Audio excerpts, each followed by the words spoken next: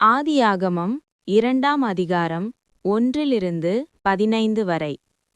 இவ்விதமாக வானமும் பூமியும் அவைகளின் சர்வ சேனையும் உண்டாக்கப்பட்டு தீர்ந்தன. தேவன் தாம் செய்த தம்முடைய கிரியையை 7ஆம் நாளிலே நிறைவேற்றி, தாம் உண்டாக்கின தம்முடைய கிரியைகளையெல்லாம் முடித்த பின்பு 7ஆம் நாளிலே ஓய்ந்திருந்தார். தேவனாகிய கர்த்தர் தாம் சிருஷ்டித்து உண்டு பண்ணின தம்முடைய கிரியைகளையெல்லாம் முடித்த பின்பு அதிலே ஓய்ந்திருந்தபடியால் தேவன் 7ஆம் நாளை ஆசீர்வதித்து அதை பரிசுத்தமாக்கினார். தேவனாகிய கர்த்தர் பூமியையும் வானத்தையும் உண்டாக்கின நாளிலே வானமும் பூமியும் சிருஷ்டிக்கப்பட்ட வரலாறு இவைகளே. நிலத்தினுடைய சகலவித செடிகளும் பூமியின் மேல் இன்னும் உண்டாகவில்லை. நிலத்தினுடைய சகலவித பூண்டுகளும் இன்னும் முளைக்கவில்லை.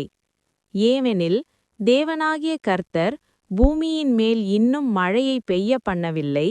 நிலத்தை பண்படுத்த மனுஷனும் இருந்ததில்லை.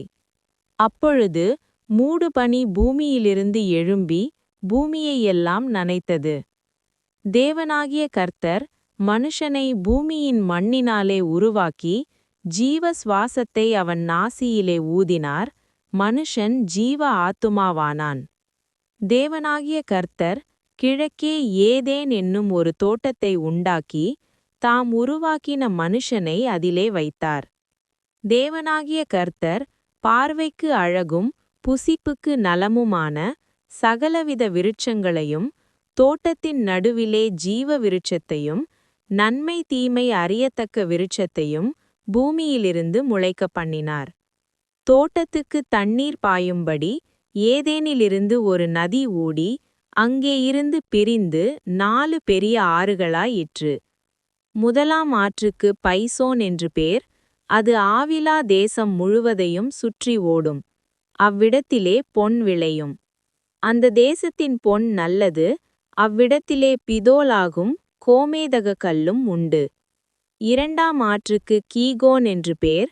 அது எத்தியோப்பியா தேசம் முழுவதையும் சுற்றி ஓடும். 3ஆம் ஆற்றுக்கு இதெக்கேல் என்று பேர். அது அசீரியாவுக்கு கிழக்கே ஓடும். 4ஆம் ஆற்றுக்கு ஐப்ராத்து என்று பேர். தேவனாகிய கர்த்தர் மனுஷனை ஏதேன் தோட்டத்தில் அழைத்து கொண்டு வந்து அதை பண்படுத்தவும் காக்கவும் வைத்தார். ஆமேன்.